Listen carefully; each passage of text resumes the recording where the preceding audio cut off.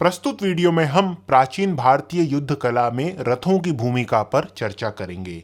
यदि हम आरंभ से देखें तो वैदिक काल के युद्धों में रथों की एक प्रमुख भूमिका रही है और वैदिक ग्रंथों की अनेक ऋचाएं इन रथों का यशगान करते हुए नहीं थकती हैं। वैदिक काल के यह रथ दो पहिए वाला एक वाहन था जिसको दो घोड़ों द्वारा चलाया जाता था, किंतु कुछ उदाहरण ऐसे भी मिले हैं जहां एक ही रथ में 3 अथवा 4 घोड़े जोत दिए गए हैं। कहीं कहीं तो रथों में गधों का उपयोग भी देखने को मिल जाता है, परंतु गधों का प्रयोग अत्यंत दुर्लभ था। वैदिक काल में सामान्यतः हमें रथों को चलाने हेतु घोड़ों का ही प्रयोग देखने को मिलता है। वैदिक काल के रथों पर एक योद्धा आरूढ़ होता था जिसे सव्येष्ठ कहा जाता था एवं रथ का संचालन करने वाले को सारथी कहा जाता था। रथ पर इन दोनों का स्थान तय था। सव्येष्ठ अर्थात योद्धा सदैव रथ की बाईं ओर रहता था। रथ पर उसके बैठने हेतु आसन भी विद्यमान रहता था। उसके पास दोनों विकल्प वर्तमान रहते थे। वह रथ पर खड़ा रह सकता था अथवा आसन पर बैठ भी सकता था। वहीं सारथी के लिए बैठने की कोई व्यवस्था नहीं थी। सारथी रथ के दाईं ओर स्थित होता था और उसके लिए वही स्थान तय होता था, जिसके कारण सारथी को स्थात्र भी कहा जाता था। स्थात्र का अर्थ होता है वह जो अपने स्थान से हिलडुल न सके, किंतु इसका यह अर्थ नहीं हुआ कि सारथी का कद योद्धा से कम हुआ करता था। अधिकांश उदाहरणों में योद्धा एवं सारथी का एक ही सामाजिक स्तर बताया गया है और कहीं कहीं तो आरूढ़ योद्धा को सारथी का संबंधी भी बताया गया है। संभवतः इसी कारण से रथों का प्रयोग वैदिक काल में मुख्यतः समाज का कुलीन एवं अभिजात वर्ग ही करता था। जब हम रामायण एवं महाभारत की ओर बढ़ते हैं तब हम देखते हैं कि इस समय के युद्धों में रथों की भूमिका ज्यों की त्यों बनी हुई है। यद्यपि अधिकांश साक्ष्यों से यह तो स्पष्ट हो जाता है कि इस समय के युद्धों में हाथियों का प्रयोग भी होने लग गया था, परंतु अभी भी युद्ध में रथों का स्थान सर्वोच्च था। इसे हम इस बात से प्रमाणित कर सकते हैं कि महाभारत में अधिकांश नायक रथों पर आरूढ़ होकर युद्ध लड़ते थे, न कि हाथियों पर। जब हम महाभारत में दिए गए रथों के विवरण की तुलना वैदिक ग्रंथों के रथों से करते हैं तो हम देखते हैं कि इनके मध्य में कोई विशेष अंतर नहीं आया है। महाभारत में सामान्यतः ऐसे रथ का विवरण मिलता है जो कि 2 पहिए वाला होता था और उसे 2 घोड़े खींचा करते थे। यद्यपि हमें 4 पहियों वाले रथों का वर्णन भी महाभारत में पढ़ने को मिलता है, किंतु अधिकांश विद्वान यह मानते हैं कि यह सूचना मूल ग्रंथ में बाद में जोड़ी गई है। हम ऐसा इसलिए कह सकते हैं क्योंकि भगवान कृष्ण के रथ का वर्णन करते हुए महाभारत में लिखा गया है कि श्री कृष्ण के रथ के पहिए सूर्य एवं चंद्रमा के समान थे। इससे इतना तो स्पष्ट हो जाता है कि इस काल के अधिकांश रथों में 2 पहिए ही होते थे। महाभारत के इन रथों में एक और नई बात थी। इन रथों में 2 नए योद्धा वर्तमान थे जिन्हें चक्र रक्षक कहा जाता था, और यह चक्र रक्षक कोई सामान्य सैनिक नहीं थे। यह योद्धा समाज के कुलीन वर्ग के किशोर हुआ करते थे और इनका मुख्य कार्य था रथों के चक्र की सुरक्षा करना। जैसा कि आप सभी जानते हैं, चक्र किसी भी रथ के सबसे दुर्बल अंग होते थे, इसलिए उनकी रक्षा अत्यंत आवश्यक थी। महाभारत के इन रथों के विषय में हमें कुछ और रोचक सूचनाएं भी पढ़ने को मिलती हैं।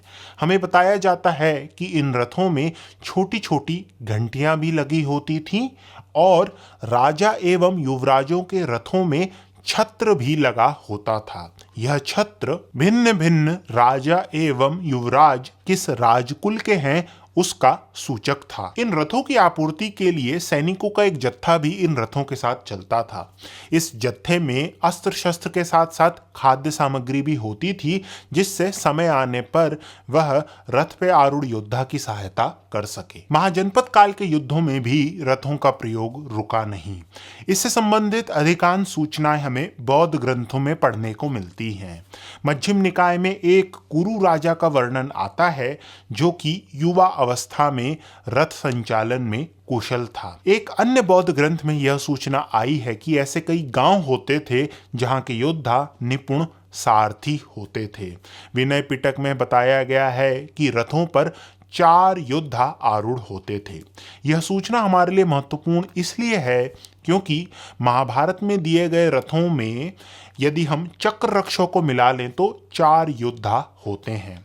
इससे यह स्पष्ट हो जाता है कि महाभारत में दिए गए रथों का विवरण एवं महाजनपद काल के रथों में कोई विशेष अंतर नहीं है। बौद्ध ग्रंथों के अतिरिक्त सिकंदर के भारत अभियान से संबंधित पश्चिमी स्रोतों में भी हमें भारतीय रथों का विवरण मिलता है।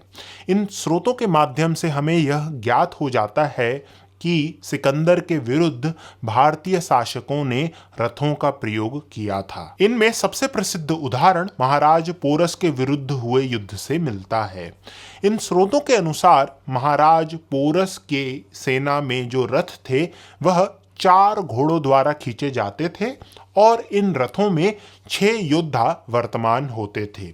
2 कवच धारण करते थे, 2 धनुर्धारी होते थे, 1 सारथी था और 1 पास आ जाने वाले योद्धाओं से लड़ता था। पोरस के अतिरिक्त अन्य भारतीय राजाओं द्वारा प्रयोग किए गए रथ जो कि 4 घोड़ों द्वारा खींचे जाते थे, उनका विवरण भी हमें इन स्रोतों में पढ़ने को मिलता है। इन विवरणों से हम यह तो कह सकते हैं कि इस काल के रथों में विकास आया था। पहले के रथों में 2 घोड़ों का प्रयोग होता था, वहीं इस काल के रथों में 4 घोड़ों का प्रयोग होने लगा है।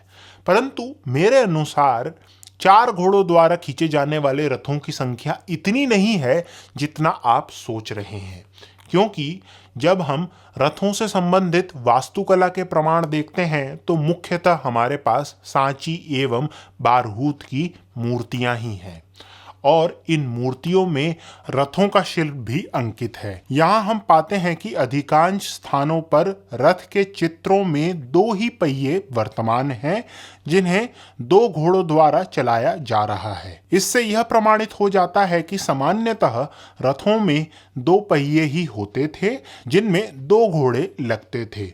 दुर्लभ एवं विशेष परिस्थितियों में ही 4 घोड़ों से युक्त रथ अथवा 4 पहियों वाले रथ देखने को मिलते थे। कौटिल्य अपने अर्थशास्त्र में रथों के विषय में भी बताते हैं। कौटिल्य के अनुसार रथ 6 प्रकार के होते थे।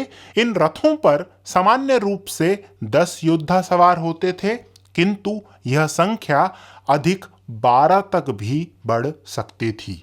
मेगास्थनीज के इंडिका में भी रथ से संबंधित एक रोचक जानकारी मिलती है। मेगास्थनीज के अनुसार जब सेना युद्ध के लिए कूच करती थी तब रथों को घोड़े के स्थान पर बैल चलाकर लेके जाते थे। इसके पीछे यह तर्क था कि युद्ध स्थल तक पहुंचते पहुंचते कहीं घोड़े थक ना जाएं, इसलिए बैलों का प्रयोग होता था ताकि युद्ध में घोड़े ऊर्जावान रहें। इन सभी संदर्भों से यह तो स्पष्ट हो जाता है कि प्राचीन भारतीय युद्ध कला में रथों की एक महत्वपूर्ण भूमिका थी। परंतु हम देखते हैं कि मौर्य काल आते आते रथों का युद्ध में महत्व कुछ कम हो जाता है। रथों का अब वह विशेष स्थान नहीं रह गया था जो पहले के कालों में था, और अब रथों का स्थान उन्मत्त हाथियों ने ले लिया था जो युद्ध की दिशा निर्धारित करते थे। अब यदि आपको जानना है कि प्राचीन भारतीय सेना को किस तरह से विभाजित किया जाता था तो कृपया करके यह वीडियो देखें। यदि आपको यह चैनल अच्छा लगा तो कृपया करके सब्सक्राइब करें। धन्यवाद।